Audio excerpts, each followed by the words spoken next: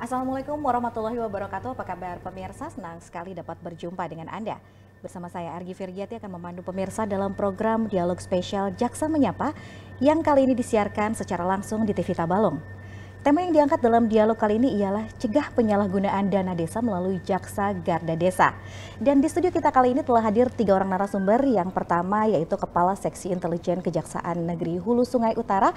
Apa kabar Bapak Asis Budianto? Alhamdulillah kabar baik Bapak Ibu. Alhamdulillah. Untuk narasumber kita yang kedua ada Jaksa Fungsional Bidang Perdata dan Tata Usaha Negara. Apa kabar Bapak Aganta Haris? Baik, terima kasih Ibu.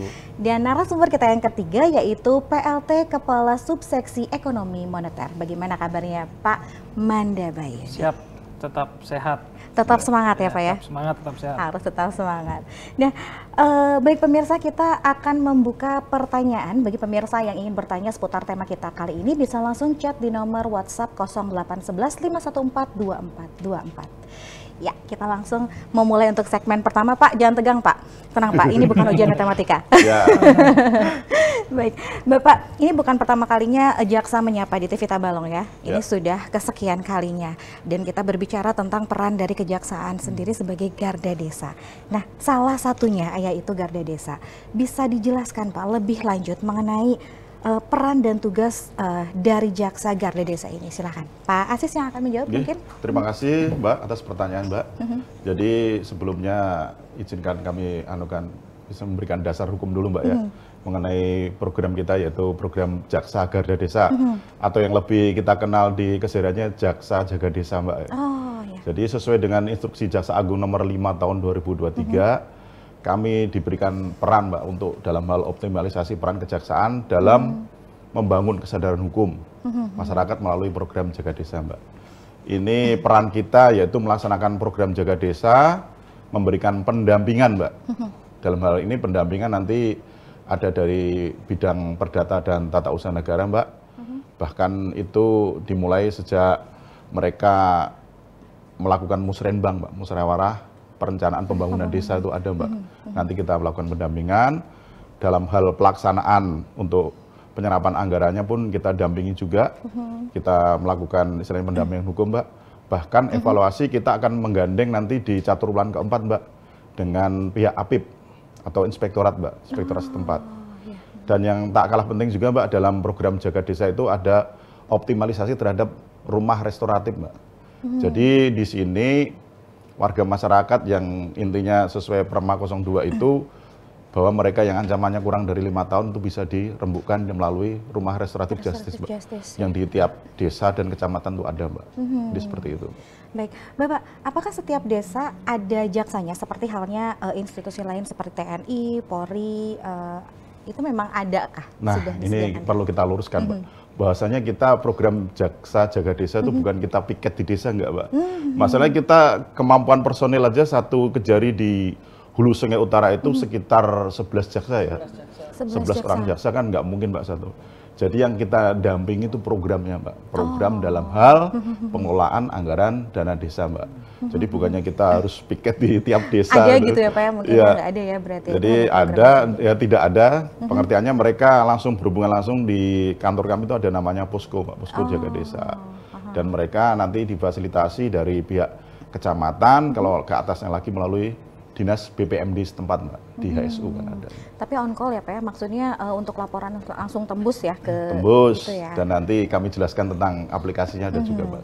Baik Bapak, selain dari tugas yang sudah dijelaskan tadi oleh Bapak, langkah-langkah preventif yang dilakukan oleh kejaksaan dalam mencegah terjadinya penyalahgunaan dana desa ini seperti apa? Seperti kita sering ya Pak menonton atau misalkan berita di TV ini banyak sekali oknum-oknum dari kepala desa yang menyalahgunakan dana ya. Itu digunakannya dengan hal-hal yang kurang masuk akal gitu ya Pak. Gimana nih Pak?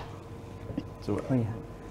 Ya, jadi gini Mbak, memang banyak terjadi penyimpangan dana desa itu karena memang pada dasarnya kita lihat di lapangan bahwa di desa itu sebenarnya anggarannya bisa dibilang besar.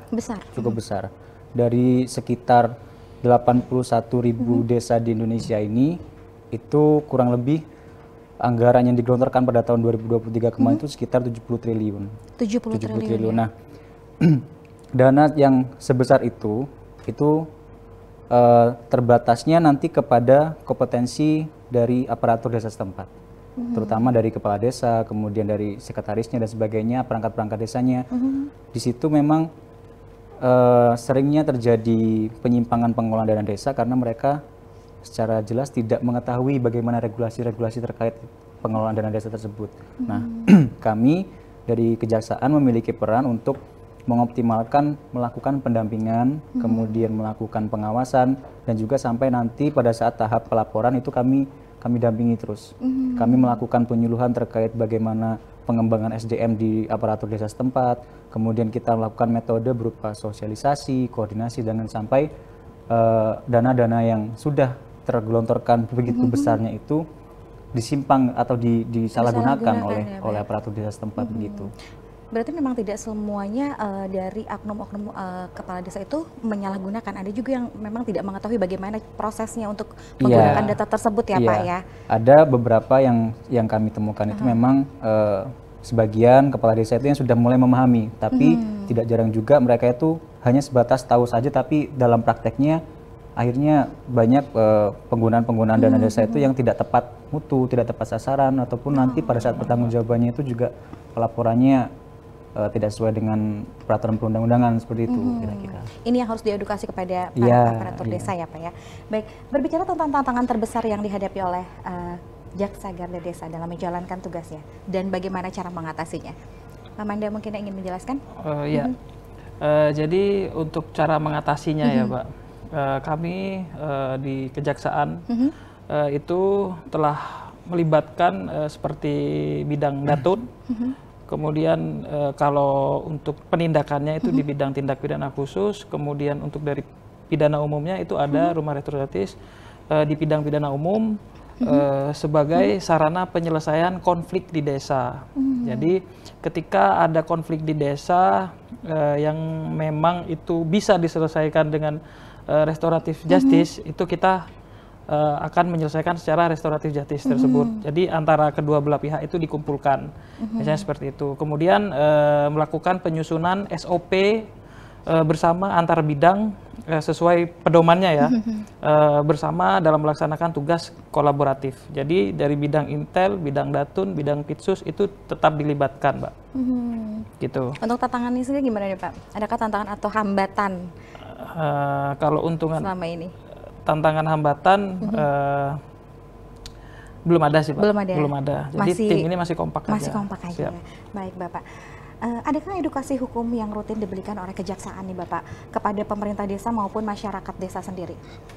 Ada Mbak. Jadi edukasinya di kami itu dalam hal pendampingan, dalam hal perencanaannya Mbak. Jadi tiap perencanaan pasti akan kita dampingi. Jadi sesuai yang saya jelaskan tadi, intinya kita bagi ke 3 catur bulan Mbak. Jadi untuk catur bulan pertama per 4 bulan sekali kita dampingi mereka dalam hal perencanaan, biasanya awal-awal tahun Mbak. Jadi awal-awal tahun itu mereka menyusun APBDes, kita dampingi, kita kumpulkan apakah ada kendala di situ dalam hal penyusunan sesuai dengan, kalau biasanya kepala desa itu kan sebelum dia menang atau kampanye kan memberikan, maaf lah jangan di politik namanya. Untuk kampung ini dia sesuai, nanti kita bangun hal pahumaan ke apa. Jadi pahumaan itu pertanian Mbak. Ada yang kalau di kami ada yang di perikanan, ada juga yang sistem apa istilahnya kehutanannya seperti apa. Jadi biar tepat sasaran Mbak. Nah, dan tak kalah pentingnya juga dalam hal pelaksanaan Mbak. Mereka terkadang pelaksanaan takut untuk mengeksekusi dari perencanaannya itu. Jadi sebelumnya dia merencanakan A, tiba-tiba pendukung yang lain atau dari kampung lain tuh merencanakan yang pengen yang program B. Jadi peran kepala desa itu kita dampingi dalam hal untuk memberikan keputusan untuk segera mengeksekusi mana sih hal yang paling diprioritaskan. Di situ kan sudah diatur juga Mbak di Permendes dalam hal program apa yang menjadi prioritas desa tersebut.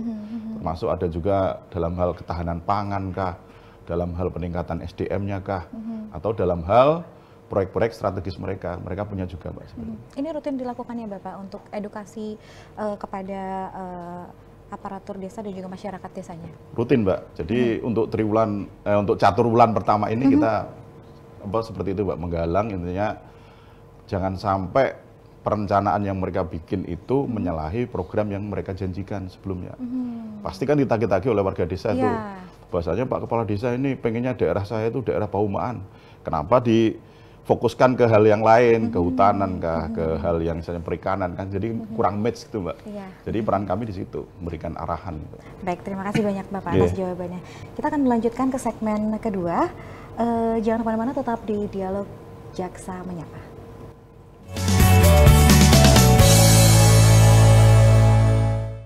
Baik, terima kasih pemirsa Anda masih setia bersama kami di Dialog Spesial Jaksa Menyapa. Berbicara tentang desa, tentu tidak lepas dari pembahasan mengenai dana desa. Jaksa Garda Desa bertugas mengawal, mendampingi, dan juga mengawasi dana desa.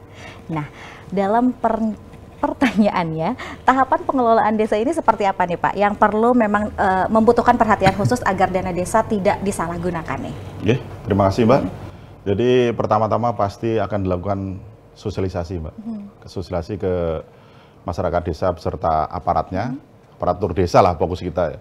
Yang kedua melakukan koordinasi, yang ketiga kerja kolaborasi, dan yang keempat aplikasi berbasis ITE, IT ya. Kalau sosialisasi dalam hal ini kita akan melakukan istilahnya dalam jemput bola kita kumpulkan di kecamatan untuk wilayah Amuntai khususnya itu terdiri dari 10 kecamatan Mbak. Jadi tiap satu kecamatan kita kumpulkan beberapa desa untuk dilakukan sosialisasi. Dalam hal ini proses penyampaian informasi edukasi atau transfer ke knowledge Mbak, bahasa kerennya lah Mbak, transfer ke knowledge kan itu. Jadi memberikan pemahaman tentang aturan atau aspek prioritas sesuai dengan peraturan Menteri Desa itu Mbak. Itu kan ada yang skala prioritas, dalam hal ini yang tadi saya sampaikan masalah istilahnya untuk anggaran desa itu fokus ke mana? Fokus untuk ketahanan pangan kah? Fokus untuk kesehatan kah? Bahkan fokus untuk ke peningkatan pembangunan dan peningkatan kualitas SDM mereka Mbak. Terus koordinasi dalam hal ini yang tadi sempat jenengan tanyakan juga, bahwasanya antara pemerintah desa dengan pemerintah daerah itu harus match Mbak. Jadi antara program yang mereka rencanakan dengan apa yang telah dialokasikan di dalam ADD atau DD itu sesuai Mbak. Jadi kalau sampai nggak sesuai akan terjadi ketimpangan. Ketimpangan apalagi kebanyakan Mbak, ini kebanyakan kalau di daerah kami untuk SDM kepala desa kan terkadang dalam tanda kutip kan masih kurang atau kayak apa. Soalnya apa? Terkadang mereka dipilih bukan karena kepintaran atau apa. Karena mereka sudah punya ketokohannya kah bisa. Makanya kalau di seorang kepala desa yang mumpuni pun aparatnya pun harus siap juga Mbak. Siap dalam artian saling menopang Mbak. Yang terdapat dalam misalnya kerja kolaborasi kalau kami nyatakan seperti itu. Jadi kerja bersama-sama untuk mencapai satu tujuan.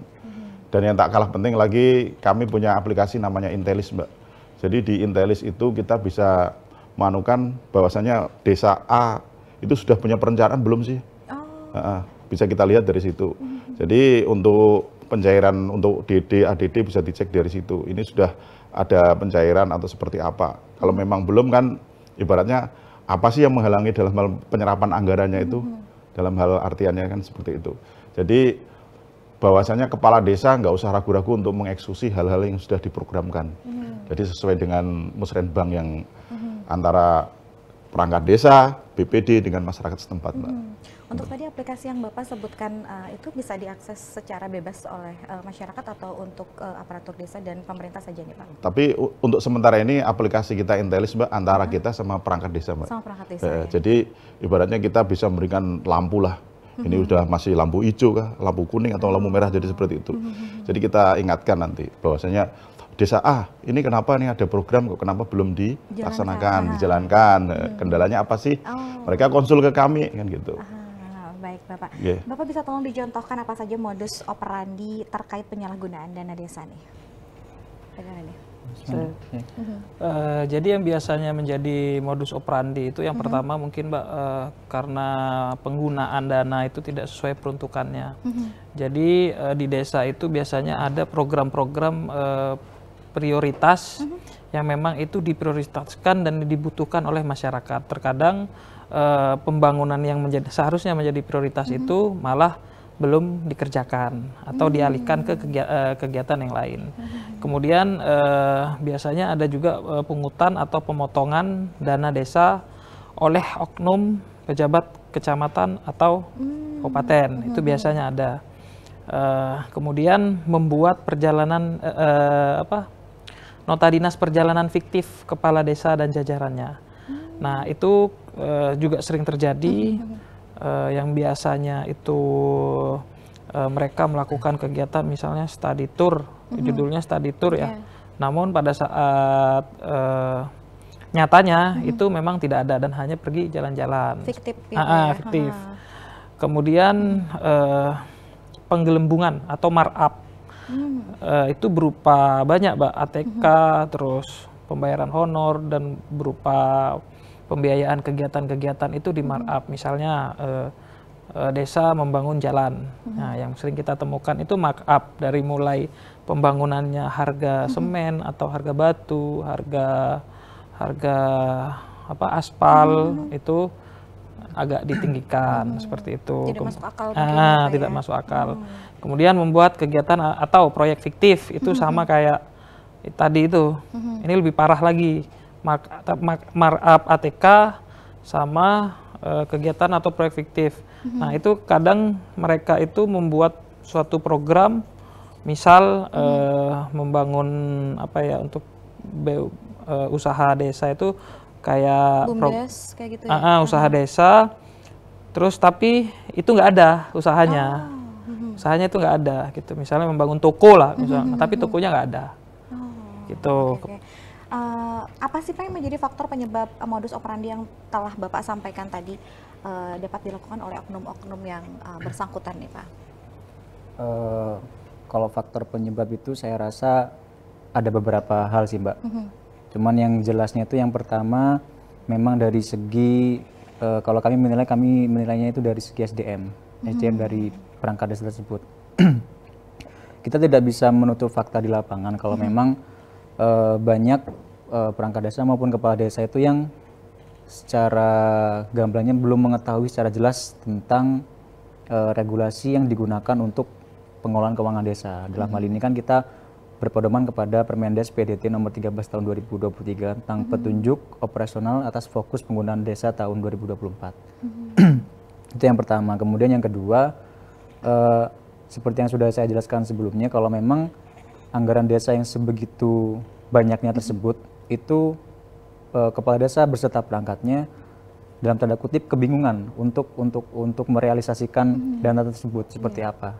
Dalam hal memang sudah diprogramkan kegiatan-kegiatannya, kemudian belum bisa tereksekusi, itu pun mereka mendapati kebingungan di situ bagaimana mulai dari perencanaan, kemudian pelaksanaan sampai dengan pertanggungjawabannya.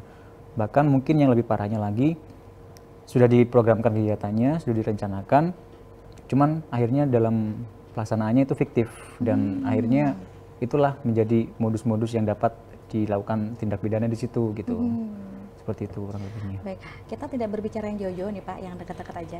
Kalau misalkan di Kejaksaan Negeri Hulu Sungai Utara, adakah perkara yang ditemukan terkait dengan penyalahgunaan dana desa yang ditemukan oleh pihak Kejaksaan nih Pak? Ya, jadi gini Pak, kebetulan kami di tahun 2023 itu Pak, ada laporan dari APIP, dari Inspektorat, bahwasanya ada di sebuah desa, jadi ada dana silva yang belum dikembalikan ke kas daerah, ke kas desa. Jadi berawal dari oknum di pemerintahan desa, langsung saya sebut aja ya, oknum itu bendahara, jadi bendahara desa dia. Jadi dalam hal dia membawa keuangan desa itu uangnya dibawa pulang, Mbak. Jadi dia nggak terasa, sekitar uangnya itu sekitar 170 juta ya. Jadi kalau nggak ditaruh di kas desa itu nggak ditaruh di kantor uangnya itu. Uangnya dibawa pulang, sering bawa pulang lalu kembali, lama-lama habis uangnya itu. Dan kena teguran, kena SP1 lah istilahnya, teguran dari kepala desanya, dipertanyakan lah, ini uangnya kemana, uang anggaran silva ini tahun 2022, 2023 kok nggak ada, nggak masuk kas desa. Lalu setelah itu pihak BPD protes, Badan Permusyawaratan Desa itu protes ke kepala desa. Ini kayak apa nih anggarannya untuk yang itu, kenapa nggak dikembalikan kan gitu. Akhirnya lama-lama mereka menyurati ke inspektorat untuk dilakukan audit. Setelah dilakukan audit ditembuskan ke kami. Setelah ke kami melalui bidang intelijen ya, kita keluarkan surat perintah tugas Mbak untuk istilahnya untuk menelisik dugaan itu. Apakah benar dugaan itu ada? Ternyata benar Mbak. Setelah kita kasih kesempatan, kita dudukkan bersama, apakah saudara akan mengembalikan untuk dana silva ini, ternyata sampai sekarang belum.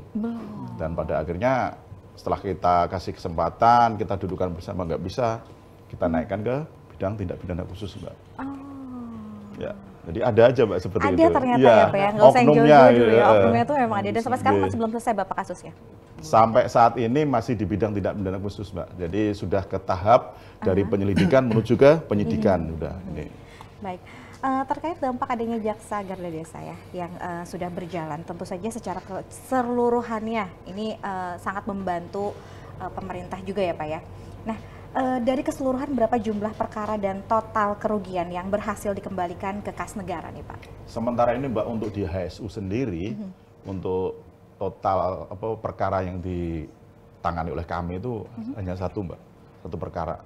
Dan ini ada juga masih ada laporan. Kalau laporan itu biasanya sepertinya yang istilahnya rival politik mereka. Jadi waktu pemilihan itu kan mereka ada yang puas atau enggak, rivalnya nanti lapor ke kami intinya. Bahwasanya padahal itu seharusnya kan program dilaksanakan anggap aja bulan Maret kah. Itu Februari udah lapor ke kami. Padahal baru tahap perencanaan udah lapor ke kami. Kan lucu juga kan seperti itu. Jadi mereka terlalu subjektif juga seperti itu. Jadi nanti kita lakukan pemanggilan, kita undang mereka, kita dudukkan bersama, ini loh masalahnya. Jadi nggak segampang itu untuk kita langsung menangani. Makanya dalam program Jaksa Garda Desa ini sosialisasi benar-benar kita perlukan Mbak. Jadi pada saat sosialisasi pasti mereka nanti ada yang nggak terima pasti bertanya ke kami. Langsung di forum seperti itu, forum biasanya kita levelnya kecamatan dulu Mbak. Di kecamatan mereka kalau mereka keberatan, mereka ada yang bertanya ke kami, kalau sudah kita jelaskan mereka terima ya monggo kan gitu. Ini kalau lebih ke kekeluargaan berarti apa ya kalau misalkan ini ya restoratif justice itu ya. Kita utamakan seperti itu Mbak. Kekeluargaan. Jadi upaya kekeluargaan ya.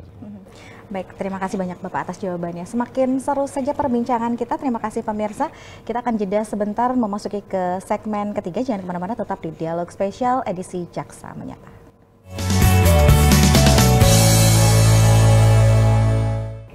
Terima kasih pemirsa yang masih setia bersama kami. Sesuai dengan janji saya di awal, tadi ada beberapa pertanyaan yang telah masuk dan kami himpun dari media sosial TV Tabalong. Yang pertama ada dari Abdullah. Jaksa Garda Desa ini kan lebih difokuskan dalam hal pengawalan, pendampingan, dan pengawasan terkait dengan pemerintahan desa dan juga dana desa. Nah, apakah Jaksa Garda Desa juga mencakup permasalahan hukum lain yang ada di desa? Gimana nih Pak? Ya, bisa aja Mbak. Jadi gini, seorang kepala desa itu bisa memberikan surat kuasa khusus kepada kami di Kejaksaan, khususnya di bidang perdata dan tata usaha negara. Jadi itu namanya bukan hanya lagi pendampingan lagi, itu namanya sudah penegakan hukum. Penegakan hukum dan bantuan hukum, memberikan bantuan hukum. Jadi memberikan bantuan hukum dalam hal apa? Dalam hal mereka untuk menjadi penggugat. Contoh kasusnya, kalau dalam hal itu seorang kepala desa yang memberhentikan aparatnya, gitu, memberikan aparatnya, lalu aparatnya itu nggak terima. Nah, jadi upaya hukum apa yang dilakukan oleh aparat desa itu? Dia bisa melakukan gugat TUN, Mbak, gugatan di Peradilan Tata Usaha Negara mengenai besiking atau surat keputusan yang dikeluarkan oleh kepala desa. Karena surat keputusan dari kepala desa itu sifatnya konkret, individual, dan final menyangkut tata usaha negara. Jadi mereka bisa bersurat kuasa khusus ke kami, SKK istilahnya, ke bidang. Jadi nggak hanya kita melulu tentang pengawalan, pendampingan, atau kita melakukan evaluasi, monitoring kan gitu, Mbak. Jadi ada itu. Baik, terima kasih. Semoga Abdullah yang ada di rumah menyaksikan puas dengan jawaban dari Pak Aziz ya. Terima kasih banyak Bapak. Ini dari Fitri. Apabila ada konflik antara dua pihak di lingkungan desa, apa langkah-langkah yang diambil oleh Jaksa Garda Desa untuk memastikan asas keadilan ditegakkan tanpa pandang bulu? Ini nih Pak, gimana nih Pak? Tanpa pandang bulu berarti ini ya Pak ya, tidak pilih kasih ya Pak ya, tidak memihak. Bagaimana nih Pak? Yang jelas kita lihat dulu duduk perkaranya seperti apa. Jika memang itu merupakan perbuatan atau kejadian yang memang itu kejadiannya itu masuk dalam unsur-unsur tindak pidana, berarti kan kita harus mengikuti dengan prosedur yang berlaku. Yang dalam hal ini memang harus dilaporkan apabila itu memang deliknya adalah delik aduan, atau memang kalau itu bukan delik aduan bisa langsung diproses oleh kepolisian dalam hal ini. Kemudian diperiksa terkait tersangka dan saksinya dan sebagainya, elemen-elemen yang terkait tersebut. Nah, kalau ditanya bagaimana penegakan hukum yang tanpa pandang bulu, sampai saat ini kami berupaya untuk melakukan hal tersebut dalam semua elemen masyarakat, dari istilahnya masyarakat kelas menengah maupun sampai ke bawah. Kami berusaha untuk memang mengedepankan rasa keadilan agar bisa menyentuh semua elemen masyarakat. Dan tidak henti-hentinya pimpinan tertinggi kami, Pak Jaksa Agung, bahwa selalu memberitahukan, selalu menyuarakan bahwa memang yang terpenting adalah bagaimana kita bisa menegakkan keadilan secara humanis. Jadi yang istilahnya dulu itu tajam ke bawah, tumpul ke atas, kita rubah paradigma tersebut, kita rubah dengan tajam ke atas, humanis ke bawah. Nah, jadi penegakan hukum yang kami laksanakan di wilayah hukum Hulu Sungai Utara ini memang bervariatif. Perkara-perkara tindak pidana yang terjadi, mulai dari penganiayaan, pencurian, dan narkotika yang paling banyak.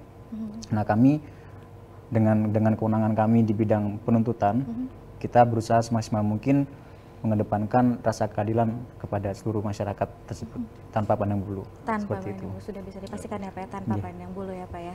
Baik, terima kasih banyak. Untuk pertanyaan terakhir dari Miftah, sepengetahuan saya tugas jaksa ini kan salah satunya memberikan tuntutan hukuman.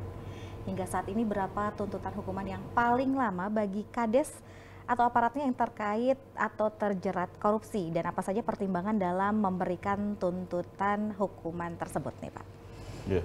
Baik Pak. Jadi kemarin terbaru Mbak, sudah ada putusan kasasi mengenai dugaan tindak pidana yang lahan untuk samsat Mbak, di Hulu Sungai Utara. Ada oknum kepala desa yang waktu itu dia diterlibatkan sebagai panitia untuk appraisal-nya itu Mbak. Jadi dia meng-up harga tanah itu. Jadi meng-up meninggikan lah ya. Jadi waktu di peradilan tingkat pertama dia bebas, setelah itu kami melakukan upaya hukum yaitu kasasi Mbak. Akhirnya di kasasi upaya hukum kami dikabulkan Mbak. Mereka kena vonis masing-masing 4 tahun ya. 4 tahun penjara. Jadi hal-hal yang mempengaruhi penuntutan Mbak, itu kita pastikan ada hal-hal yang meringankan dan memberatkan kan. Hal-hal yang meringankan pengertiannya mereka si terdakwa ini tidak berbelit-belit dalam hal memberikan keterangan ya kan gitu. Dia bukan seorang residiv, itu pasti kita masukkan ke hal yang meringankan. Kalau hal yang memberatkan, korupsi itu dilakukan dalam hal bencana. Contoh kemarin, tahun kemarin kan ada COVID. Kalau COVID itu sampai anggarannya atau apa dilakukan korup, tindakan korup, itu pasti ada pemberatan Mbak di situ Mbak. Dan yang terakhir itu yang paling mempengaruhi tuntutan pidana adalah yang saya bicarakan tadi, masalah mengulang tindak pidana atau residif. Kalau sudah residif Mbak, udah nggak ada ampun lagi. Intinya sekali dia kena kok nggak jerah, kedua lagi kena ya otomatis lah kita. Ya, tapi tetap humanis kan gitu. Itu kan akibat dari perbuatan dia juga seperti itu Pak. Baik, terima kasih banyak Bapak. Baik. Selain tugas dalam pengawasan dana desa yang telah disampaikan tadi, Bapak, adakah program atau inisiatif khusus yang dilakukan oleh Jaksa Garda Desa dalam mendukung pembangunan dan kesejahteraan masyarakat di tingkat desa? Amanda, bagaimana nih? Jadi untuk penambahan program khusus yang dilakukan oleh Jaksa Garda Desa itu ada beberapa tadi Mbak, kayak seperti yang saya jelaskan. Nah, itu kita kolaboratif dengan bidang datun, itu kita terkadang melakukan penyuluhan hukum.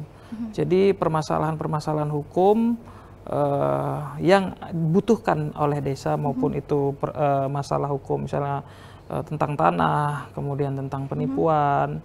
Jadi kita memberikan edukasi hukum terhadap masyarakat agar mereka melek hukum. Nah itu. Seperti itu, Pak. Iya. Selain pengawasan dana desa yang itu tadi. Jadi tidak perlu merasa ragu untuk para masyarakat Iya. untuk berkonsultasi langsung tentang hukum ya Pak Hukum, ya. ibarat kepada kita desa. membuka kayak kopi Joni lah. Oh, santai. Tadi Konsultasi hukum gratis iya. seperti itu. Apa tadi Bapak bilang humanis ya Pak ya? Iya. Humanis ya. Jadi jangan takut duluan kalau misalkan udah ketemu sama Pak Jaksa, udah deg-degan gitu Ya, ya. Jangan ya, karena jangan. sekarang udah berubah ya Pak ya. Berubah. Pelayanan Sudah hukum berubah. kami itu Mbak, selain humanis itu cuma-cuma, tidak berbayar sama sekali. Gratis, Jadi masyarakat bisa langsung datang ke kantor kami, mengeluhkan apa yang dikeluhkan oleh masyarakat terkait permasalahan hukumnya tanpa dipungut biaya Tanpa spesial pun. dipungut Tanpa biaya dipungut sama spesial. sekali ya Pak, luar biasa sekali. Baik, Bapak sebenarnya kita masih ingin berbincang-bincang, tapi sayang sekali waktu sudah tidak memungkinkan. Terakhir, target atau sasaran dari adanya Jaksa Garda Desa ini seperti apa nih Pak? Oke, terima kasih Mbak. Jadi apa target atau sasaran dari adanya Jaga Desa ini? Yang pertama Mbak, terwujudnya pencegahan penyimpangan dana desa melalui program pengawalan, pendampingan, dan pengawasan baik dari aspek sistem kerja maupun SDM aparatur. Dalam hal ini peningkatannya Mbak kita kan. Melalui sosialisasi mereka tahu dan mereka tahu kan mereka bisa mengeksekusi gitu Mbak. Jadi nggak ragu. Yang kedua, terwujudnya pengelolaan dana desa tepat waktu, tepat mutu, dan tepat sasaran. Itu sangat penting, Mbak. Jadi nggak hanya mereka di perencanaannya bagus, di istilahnya pelaksanaannya bagus, tapi LPJ-nya, pertanggungjawabannya kadang nggak jelas juga kan seperti itu. Nah, yang ketiga, terwujudnya pembinaan, Mbak. Jadi pembinaan SDM aparatur desa yang handal, kompeten dalam pengelolaan dana desa. Itu penting. Bahkan Pak PJ di daerah hukum kami, di wilayah hukum kami, menitipkan ke kami bahwasanya tolonglah Pak Jaksa, aparatur kami itu dibina dengan baik lah. Iya. Jadi bukan dibinasakan, tapi dibina Mbak, dibina, dimong kan gitu. Iya, Dan tak kalah pentingnya juga Mbak, yang kelima menurunnya tingkat penanganan perkara penyimpangan dana desa. Dan tak kalah pentingnya Mbak, bahwasanya program menjaga desa di wilayah hukum kami ini telah memperoleh hal yang positif. Dalam arti outputnya jelas Mbak. Alhamdulillah, syukur Alhamdulillah untuk Hulu Sungai Utara kemarin dinobatkan peringkat kedua Mbak dalam hal penyerapan dan pengaplikasian anggaran dana desa gitu. Di tingkat provinsi Mbak nomor 2 Mbak. Alhamdulillah gitu. Berarti sudah sesuai dengan target ya Pak ya Ya, sebenarnya. alhamdulillah gitu. Ya, Dan nanti sesuai. untuk tahun depan harus lebih tinggi Ditingkatkan lagi targetnya lagi, Pak iya, ya. ditingkatkan Baik, terima lagi. kasih banyak Bapak. Semoga dengan adanya Jaksa Garda Desa membuat pemerintah desa dapat bekerja lebih optimal dan masyarakat desa dapat lebih maju lagi. Terima kasih sekali lagi kepada Bapak Asis dan juga Bapak Haris dan Bapak Manda yang sudah meluangkan waktunya dalam program Dialog Spesial Jaksa Menyapa. Saya Argi Firgati beserta kru yang bertugas pamit undur diri. Sampai jumpa di Dialog Jaksa Menyapa selanjutnya. Wassalamualaikum warahmatullahi wabarakatuh. Waalaikumsalam.